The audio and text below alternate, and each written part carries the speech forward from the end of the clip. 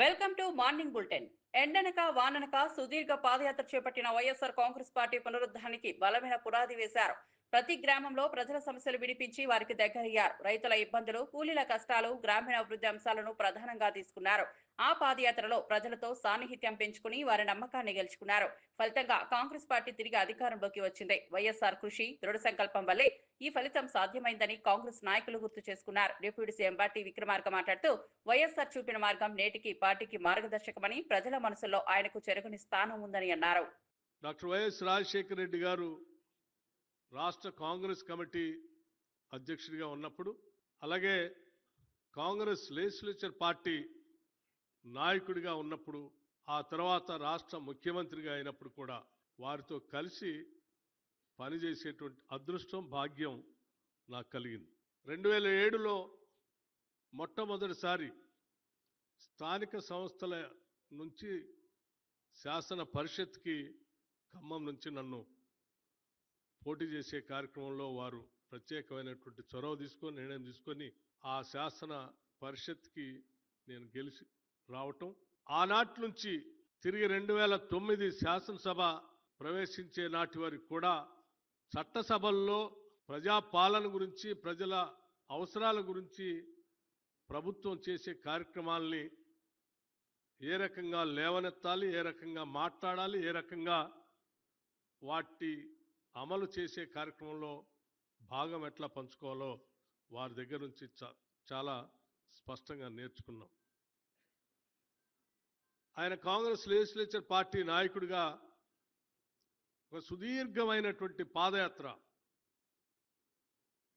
మండు టెండల్లో ఆరోగ్యాన్ని కూడా లెక్క చేయకుండా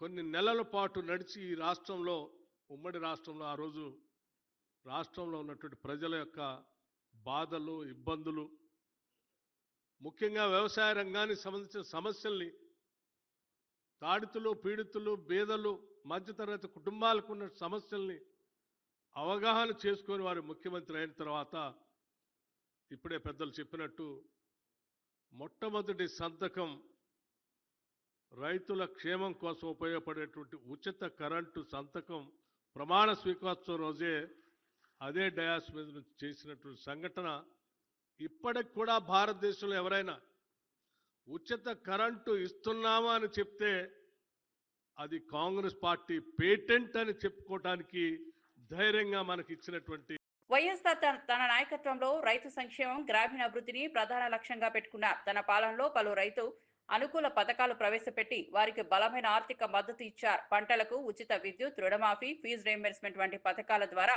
ప్రతి వర్గానికి అండగా నిలిచారు. గ్రామీణ అభివృద్ధి కోసం రహదారులు, నీటిపారుదల ప్రాజెక్టులు చేపట్టారు. ఈ దిశగా ఆయన చేసిన కృషి వల్లే కాంగ్రెస్ పార్టీకి గ్రామీణ స్థాయిలో బలమైన మద్దతు లభించింది. ఐటీ పరిశ్రమల శాఖ మంత్రి శ్రీధర్ బాబు మాట్లాడుతూ వైఎస్ఆర్ వారసత్వం కాంగ్రెస్ బలంగా నిలబడడానికి దోహదపడుతుందని తెలిపారు. రైతులకు తోడుగా నిలిచిన వైఎస్ఆర్ ను ప్రజలు ఎప్పటికీ గుర్తుంచుకుంటారని అన్నారు. డాక్టర్ వైఎస్ రాజశేఖర రెడ్డి గారి క్యాబినెట్లో మంత్రిగా ఆ రోజు నాకు పనిచేసే అవకాశం దొరికింది. ఎప్పుడు కూడా రైతు సోదరుల గురించి, గ్రామీణ ప్రాంతాల అభివృద్ధి గురించి నిరంతరం కృషివలుడిగా పనిచేసిన వ్యక్తిగా 2004లో ప్రతి సందర్భంలో కూడా 1999 నుంచి 2004 వరకు మేము ప్రతిపక్ష సభ్యులుగా ఉండి ఎప్పుడు కూడా సిఎల్పి నాయకులుగా అనేక సందర్భాల్లో మాట్లాడుతూ వారు చెప్పింది ఒకటే, రైతు సోదరులకు ధైర్యం కల్పించే విధంగా మీరు ధైర్యంగా ఉండండి. ఆనాడు ఉన్న కరెంటు సమస్యలను దృష్టిలో పెట్టుకొని, ఆనాడు రైతు సోదరులకు సంబంధించిన ఇబ్బందులను దృష్టిలో పెట్టుకొని మొత్తం దేశ చరిత్రలోనే రైతులకు మేలు చేయాలని మేము ప్రభుత్వంలోకి రాగానే 7 గంటలు ఉచిత కరెంటు ఇస్తామని చెప్పి ధైర్యాన్ని వలికి రైతుకు ధైర్యాన్ని ఇచ్చిన మహనీయులు డాక్టర్ వైఎస్ రాజశేఖర రెడ్డి గారు. ఎన్నికల వెంటనే 2004 సంవత్సరంలో మేము కూడా ప్రత్యక్ష సాక్షులం. ఆనాడు చాలామంది, అంటే ప్రత్యేకంగా అధికారులు 7 గంటలు విద్యుత్ సరఫరా ఉచితంగా ఇవ్వటం కష్టం, రైతు సోదరులకు కొద్ది రోజుల తర్వాత ఆలోచన చేస్తామని అధికారులు వచ్చి చెప్తే చాలాసేపు కూడా చాలామంది ఉన్నారు. అప్పుడు పెద్దలు రఘువీరారెడ్డి గారు కూడా ఉండే కావచ్చు అక్కడ.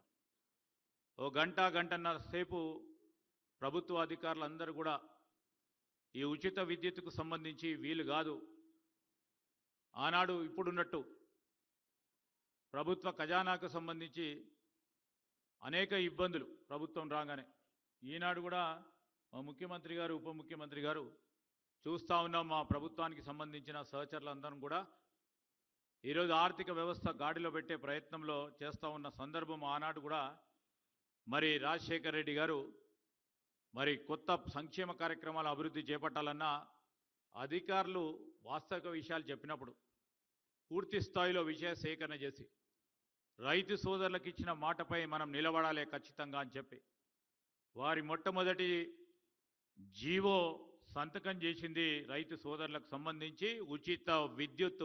కాళేశ్వర ప్రాజెక్టులో జరిగిన అవినీతి కేసీఆర్ కు బాగా తెలిసే జరిగిందని టీపీసీసీ చీఫ్ మహేష్ కుమార్ గౌడ్ అన్నారు. అసెంబ్లీలో మాట్లాడిన ఆయన ఈ ప్రాజెక్టులో 100 కోట్ల అవినీతి జరిగిందని, దీనికి బాధ్యత ఎవరు వహిస్తారో ప్రజలు అడుగుతున్నారని తెలిపారు.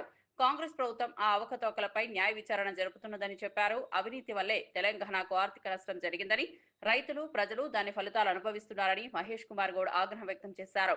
ఈ అంశంపై బహిరంగంగా చర్చించడానికి కాంగ్రెస్ సిద్ధంగా ఉందని స్పష్టం చేశారు. ప్రాజెక్టులో ఖర్చు చేసిన డబ్బులు ఫలితం రాకపోవడంపై కేసీఆర్ సమాధానం చెప్పాలని డిమాండ్ చేశారు. కవిత గారి స్టేట్మెంట్ కేసీఆర్ కుటుంబంలో ఒక కొత్త నాటకానికి తెరదీశారు. ప్రజలు తెలుసుకోవలసింది, కేసీఆర్ తో పాటు వారి కుటుంబం అంతా కూడా ఒక పెద్ద దొంగల ముఠ.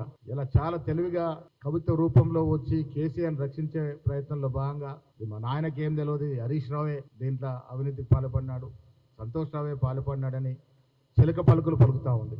కవిత గారు ఇచ్చిన మాటలకి ప్రజలు తెలుసుకోవలసింది, ఆనాడు రాష్ట్ర ముఖ్యమంత్రి కేసీఆర్ గారి యొక్క ఆజ్ఞ లేనిదే చీమ కూడా కదలలేని పరిస్థితి. మరి కవిత మాటలు నిజమైతే హరీష్ రావు గారే అవినీతికి పాల్పడి ఉంటే, ఆనాడు హరీష్ రావు ఇరిగేషన్ మంత్రిగా ఉంటే ముఖ్యమంత్రిగా కేసీఆర్ గారు ఉన్నారు, కవిత గారు పార్లమెంట్ సభ్యురాలుగా ఉన్నారు. ఇవాళ కవిత చెప్పిన మాటలు నిజమైతే మరి హరీష్ రావు గారిని చర్యలు ఎందుకు తీసుకోలే ఆ రోజు ముఖ్యమంత్రి గారు? మరి ఈ కవిత గారు ఆ రోజు ఈ అంశాన్ని ఎందుకు లేవనెత్తలేదు? ఇవల్ల తెలంగాణ ప్రభుత్వం పారదర్శకంగా పనిచేస్తూ అవినీతి భాగవతాన్ని బయటకు తీసుకొస్తే బీఆర్ఎస్ గుండెలు ఎట్లాగో రైలు పెరుగుతున్నాయి, కానీ బీజేపీ నేతల గుండెలు కూడా రైలు పెరుగుతూ ఉన్నాయి. వాళ్ళు పరిపూర్ణంగా ప్రక్షాళన జరగాలని అవినీతి అని ఘోష్ కమిషన్ ద్వారా చాలా వాస్తవాలు బయటకు తీసుకొస్తే టీఆర్ఎస్ తరఫున బీజేపీ వకాలతో పుచ్చుకున్నట్టుగా మాట్లాడుతూ ఉంది, ఒకరిద్దరు నాయకులు మినహా.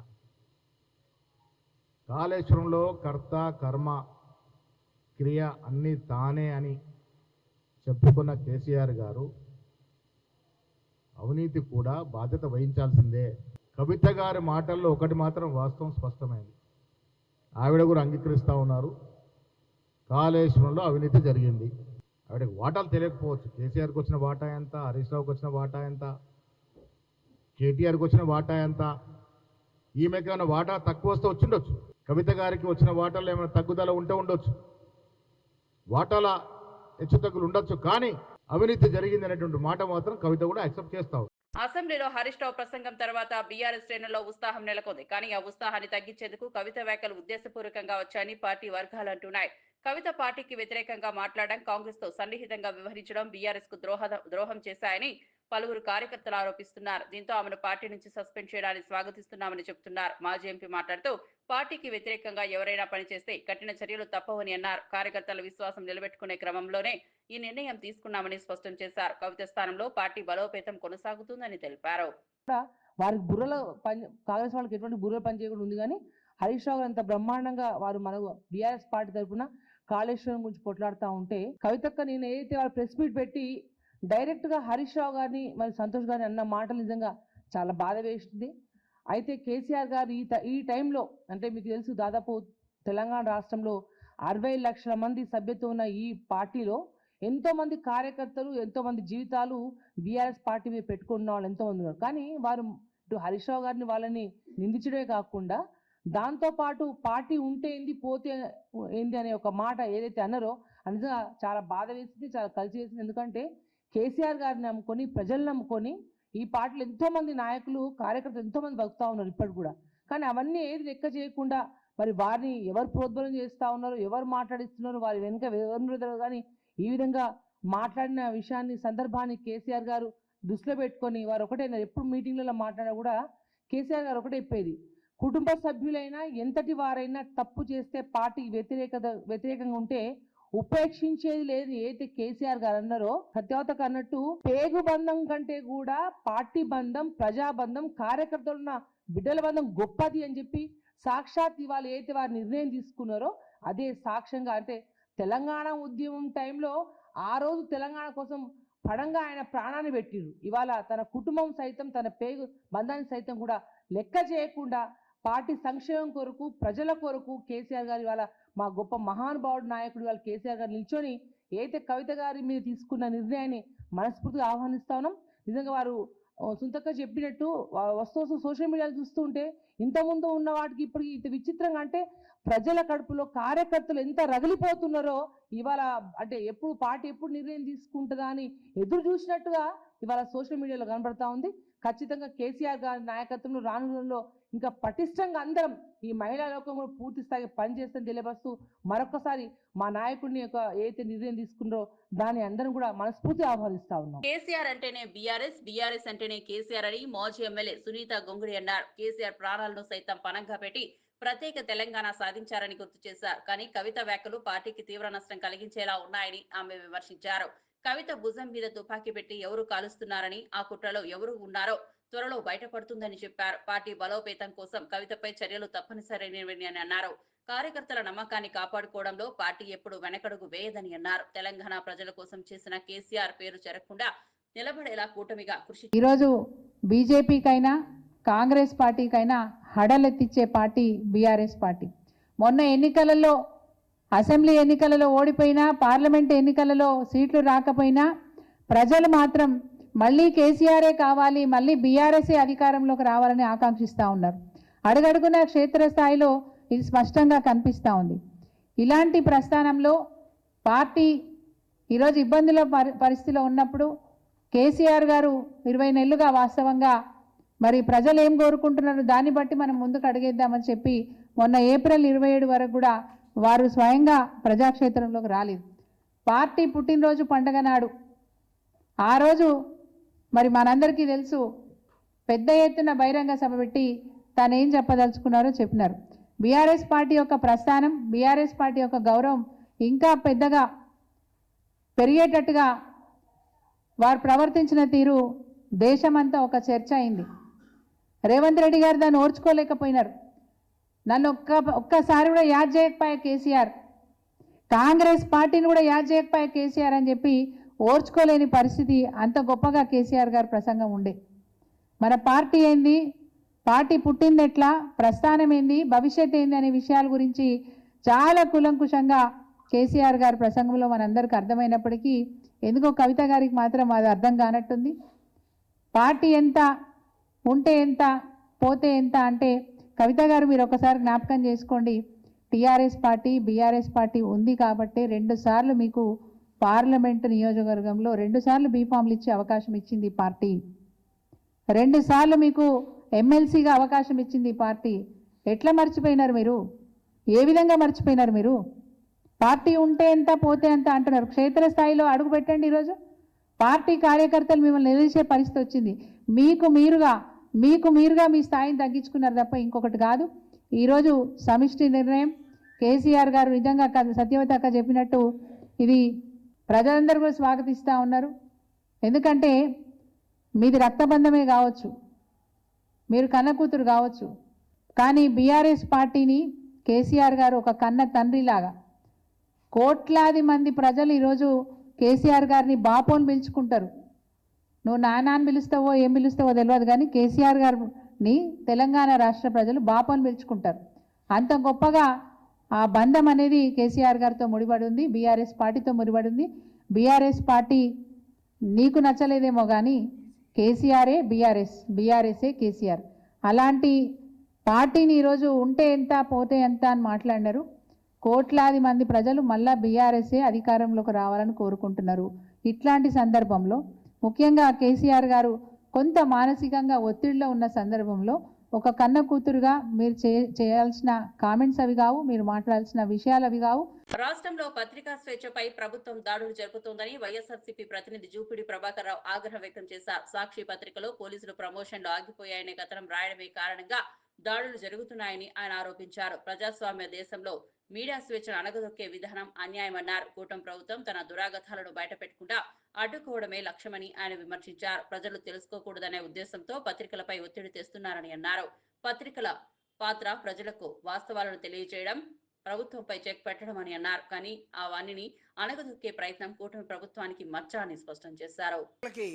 ఉదయమంతా ప్రజల్లో తిరిగినటువంటి ఆ వార్త మీద ఊహించిన రీతిలో ప్రభుత్వ ఆదేశాలున్నాయని పోలీసులు వచ్చి సాక్షి ఆఫీసు విజయవాడలో ఉన్నటువంటి సాక్షి ఆఫీసు మీద దాడి చేసి దాదాపు 45 నిమిషాలు రాత్రి 12:30 నుంచి దాదాపు 1:30 దాకా వాళ్ళు చేసినటువంటి వీరంగం కానీ దుర్భాషలాడినటువంటి విధానం కానీ పత్రికా స్వేచ్ఛని ఏ విధంగా కాలరాయాలో ఆర్టికల్ 19 సెక్షన్ A కింద ఉన్నటువంటి ఫెసిలిటీ ఏదైతే ఉందో రాజ్యాంగంలో దాన్ని కూడా లెక్క చేయకుండా ప్రభుత్వం కాలు రాస్తున్నటువంటి అంశం మీ అందరికి తెలుసు. ఈరోజు వార్త అయింది, రాత్రి సాక్షి ఆఫీసు మీద ఆంధ్రప్రదేశ్లో ప్రభుత్వం పోలీసులు చేసినటువంటి దాడి. కారణం ఏంటంటే పోలీసు డిపార్ట్మెంట్లో ఆగస్టు 30వ తేదీ నాటికి 31వ తేదీ నాటికి ప్రమోషన్స్ రావాల్సినటువంటి చాలా మంది ప్రమోషన్ నోచుకోక మిగతా ఆర్టీసీ ఎంప్లాయీస్ లాగానో రెవెన్యూ ఎంప్లాయీస్ లాగానో ఒక ధర్నా చేయలేని దశలో ఉన్నటువంటి డిసిప్లిన్ ఫోర్సెస్గా ఉన్నటువంటి పోలీసు మాకు రావాల్సిన ప్రమోషన్స్ ఈ నెల లోపల రాకపోతే చాలా మంది రిటైర్ అయిపోతారు అని వాళ్ళ మదన పడుతున్నటువంటి ఒక వార్తను ప్రజాక్షేమం కోసం ప్రత్యేకంగా ఉద్యోగస్తుల తరపున నిలబడటం కోసం సాక్షి పత్రిక చేసినటువంటి ఒక సాహసం. అది వార్త రాయకూడదట, పోలీసుల తరపున మాట్లాడే హక్కు సాక్షికి లేదట. ఈ రాష్ట్రంలో ఎన్ని దురాఘాతాలు జరిగినా వీళ్ళు చీకటి రాజ్యంగా ఈ రాష్ట్రాన్ని చేసినా ఒక ఎమర్జెన్సీ వాతావరణాన్ని ఈ రాష్ట్రంలో మాట్లాడితే ఎక్కడికైనా తీసుకెళ్తామని చేస్తున్న దుర్మార్గాల్ని ఎత్తి చూపకుండా ఉండటం కోసం మొట్టమొదటి దాడి చేశారు సాక్షి సోషల్ మీడియా మీద. ప్రభుత్వం వచ్చిన తర్వాత 2024 కూటమి ప్రభుత్వం అధికారంలోకి వచ్చిన తర్వాత YSR Congress party social media మీద దాడి చేశారు. సోషల్ మీడియాలో ఉన్నటువంటి చాలా మందిని రాష్ట్ర వ్యాప్తంగా ఒకచోట కాదు, ఒకసారి కాదు, తిరిగి అగైన్ అండ్ అగైన్ ఈ పోలీస్ స్టేషన్ కాదు ఇంకొక పోలీస్ స్టేషన్ ఈ విధంగా మార్చుకుంటూ భయభ్రాంతులు చేశారు. సోషల్ మీడియాకు అండగా లీగల్ సెల్ నిలబడింది. సోషల్ మీడియాకు అండగా వైఎస్ఆర్ కాంగ్రెస్ పార్టీ అధినాయకుడే నిలబడ్డాడు. అంతటితో రాగలేదు. ఇక్కడ ఉన్నటువంటి రాష్ట్ర ప్రభుత్వం దుర్మార్గాన్ని ఇంకొక రూపంలో ప్రవర్తించింది. టీవీల మీద పడ్డారు. టీవీ ఛానల్స్ మొత్తం కూడా ఆంధ్రప్రదేశ్లో ఆ పార్టీకి అనుకూలంగా వార్తలుంటే తప్ప వేరే వార్తలుండే ఏ టీవీ ఛానల్ కూడా ప్రచారం ఉండకూడదు. ఇక్కడ ఎంఎస్ వాళ్ళని బెదిరించారు, కేబుల్స్లో రావడానికి వీల్లేదు, రకరకాలుగా దాన్ని అరికట్టాలని చూశారు.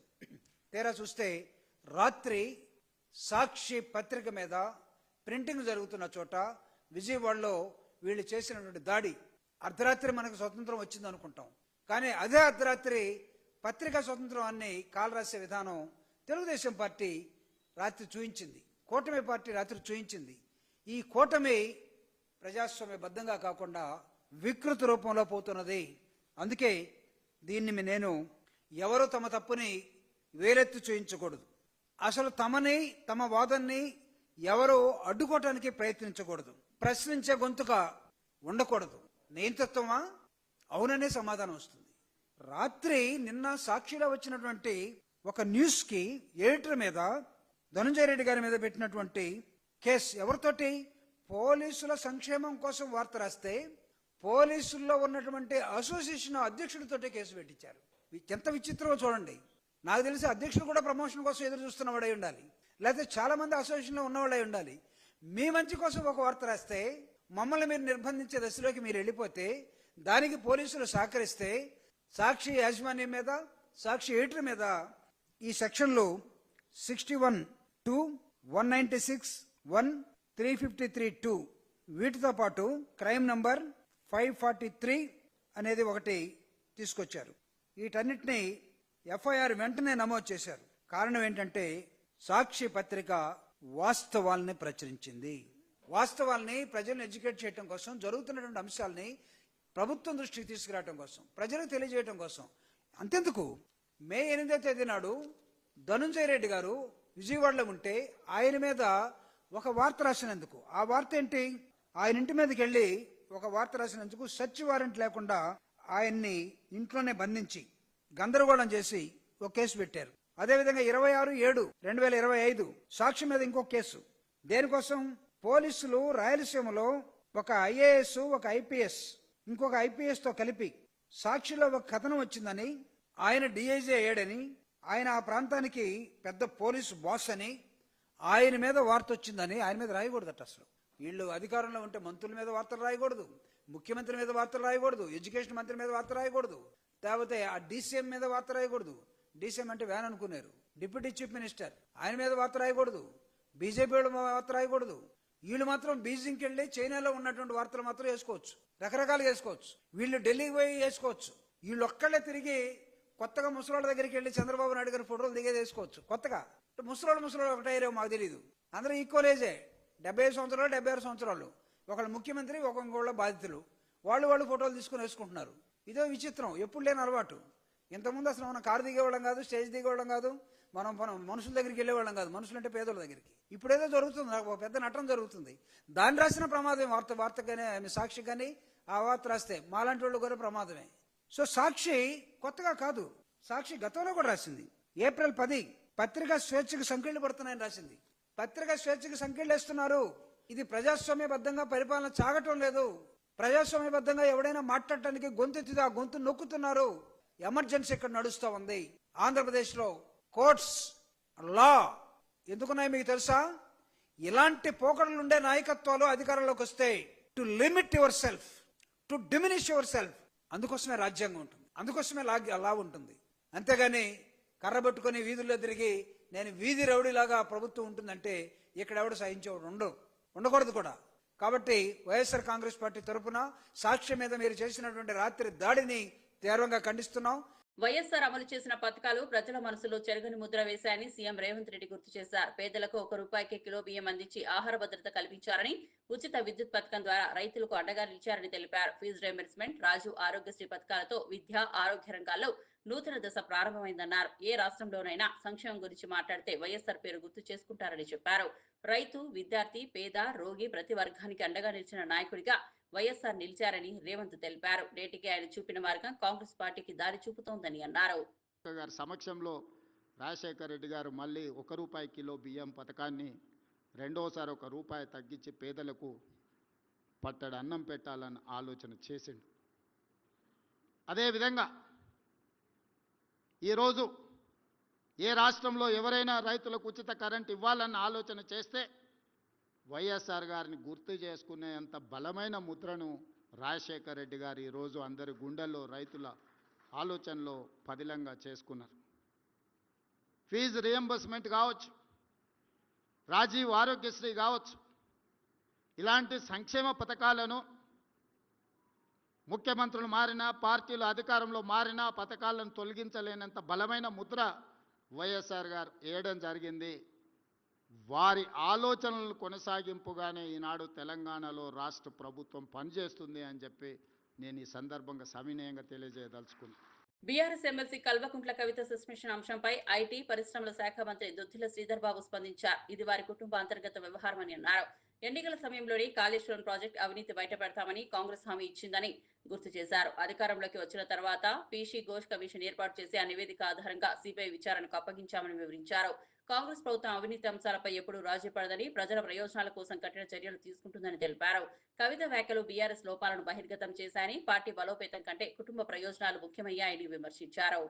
జ్యుడిషియల్ కమిషన్ ఏర్పాటు చేస్తామని, జ్యుడిషియల్ కమిషన్ ఏర్పాటు చేసిన తర్వాత వారు ఇచ్చిన నివేదిక ద్వారా ఇంకా కూడా మరి విషయాలు పూర్తి స్థాయిలో లోతుగా అధ్యయనం చేయడానికి ఈరోజు సిబిఐకి ఇవ్వాలని ప్రభుత్వం మరి బాహటంగా బహిరంగంగా కూడా ఒక చర్చ పెట్టి అసెంబ్లీలో అందరి సభ్యులకు అవకాశం ఇచ్చి కాళేశ్వరం ప్రాజెక్టుకు సంబంధించిన అవకతవకల విషయంలో అవకాశం ఇచ్చి ఒక నిర్ణయం తీసుకున్నది. పూర్తి స్థాయిలో ఏదైతే నివేదిక ఉందో, పీసీ ఘోష్ గారి నివేదిక ఉందో, మీరందరూ కూడా స్పష్టంగా మీ చేతిలో కూడా ఉంది. ఎవరు దాంట్లో తప్పు చేసిండ్రు, ఏ విధంగా తప్పు చేసిండ్రు, అధికారులు అనధికారులు, ఆనాడున్న మరి ప్రభుత్వానికి సంబంధించిన పెద్దలు ఏ విధంగా తప్పు చేసిండ్రు, తప్పు కారకులు ఎవరు అని వారు స్పష్టంగా చెప్పడం జరిగింది. ఆనాడు ఇప్పుడు వారు మాట్లాడుతూ ఉన్నారే, ఏ పార్టీలో ఉండే, ఈరోజు ఏ పార్టీలో ఉన్నారు, వారందరికి సంబంధించిన అంశం అది. ఇప్పుడు సిబిఐ ఎంక్వైరీ అయింది కనుక మేము పూర్తి స్థాయిలో నమ్మకం ఉంది, విచారణ పూర్తి స్థాయిలో జరుగుతుందని, ఖచ్చితంగా జరుగుతుందని, తప్పకుండా దోషులు కఠినంగా శిక్షిస్తుందని. Thank you. BRS MLC Kalvakuntla Kavitha suspension ను స్వాగతిస్తున్నామని జనగాం ఎమ్మెల్యే పల్లా రాజేశ్వరరెడ్డి స్పష్టం చేశారు. కార్యకర్తల అభిప్రాయాన్ని పరిగణలోకి తీసుకుని పార్టీ నిర్ణయం తీసుకుందని చెప్పారు. పార్టీకి వ్యతిరేకంగా మాట్లాడినా ఎవరైనా క్షమించబోమని హెచ్చరించారు. కవిత కాంగ్రెస్ ఉచ్చులో చిక్కుకుందని ఆరోపించారు. కాంగ్రెస్ పార్టీల ప్రాంతీయ పార్టీలను బలహీనపరచడం కోసం కుట్రలు పన్నుతోందని అన్నారు. కానీ బీఆర్ఎస్ ఏకతాటిపై కొనసాగి ఆ కుట్రలను తిప్పికొడుతోందని నమ్మకం వ్యక్తం చేశారు. పార్టీ బలోపేతం కోసం కార్యకర్తలు మరింత శక్తివంతంగా కృషి చేయాలని ఆయన పిలుపునిచ్చారు.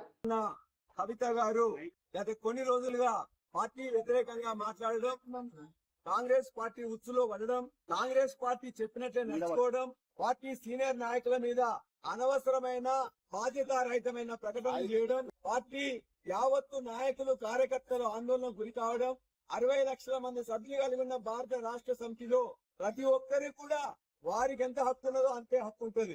కాబట్టి ఇలా భారత రాష్ట్ర సమితి కార్యకర్తల యొక్క మనోభావాలు దెబ్బతినకుండా ఉండాలని వారి ఆందోళనని గమనించి ఇవాళ యావత్తు పార్టీ ర్యాంక్ అండ్ ఫైల్ కోరుకున్న విధంగా ఇవాళ భారత రాష్ట్ర సమితి నుండి కల్వకుంట్ల కవిత గారిని సస్పెన్షన్ చేస్తూ ఆర్డర్స్ ఇవ్వడం జరిగింది.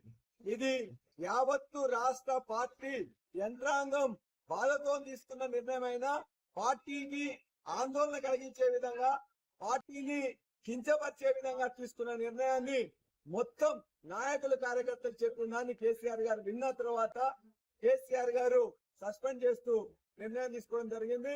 ఈ నిర్ణయంతో పార్టీ అనేదే ముఖ్యం. పార్టీ ముందు తన కూతురైనా దగ్గర బంధువులైనా ఎవరైనా కూడా సమానమని చెప్పేసి ఈరోజు చెప్పడం జరిగింది.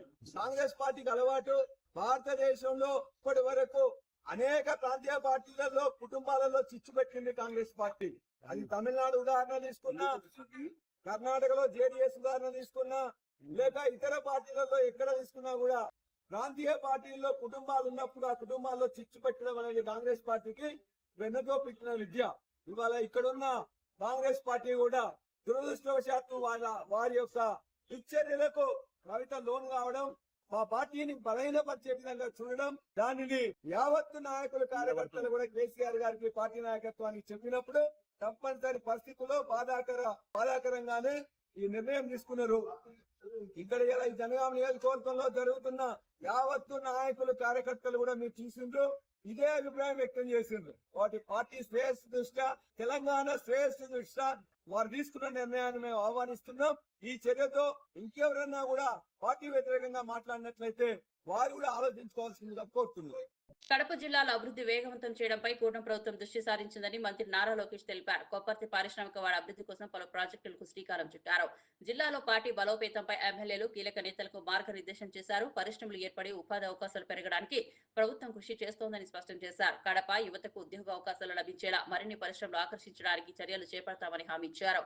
జిల్లాకు మరిన్ని నిధులు కేటాయించేందుకు కృషి చేస్తామని తెలిపారు.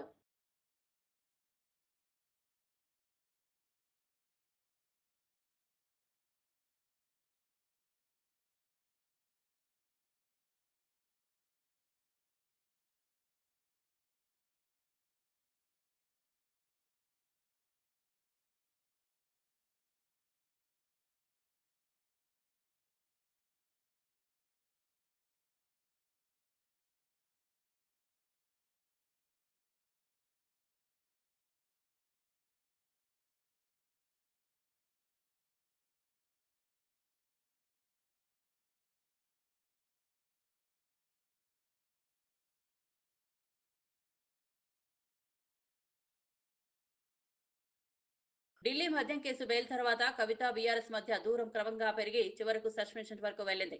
సామాజిక తెలంగాణ కోసం పోరాడాలంటూ ఆమె చేసిన వ్యాఖ్యలు, మాజీ మంత్రులు హరీష్ రావు, సంతోష్ కుమార్లపై ఆరోపణలు ఈ పరిణామానికి కారణమయ్యాయి. తనపై కుట్రలు జరుగుతున్నాయని కవిత పలుమార్లు వ్యాఖ్యానించారు. పార్టీ నిర్ణయంతో ఇకపై ఇప్పుడు సస్పెన్షన్ కి గురైన ఆమె జరిపే మీడియా సమావేశంలో ఎలా స్పందిస్తారనేది రాష్ట్ర రాజకీయాల్లో ఆసక్తికరంగా మారింది.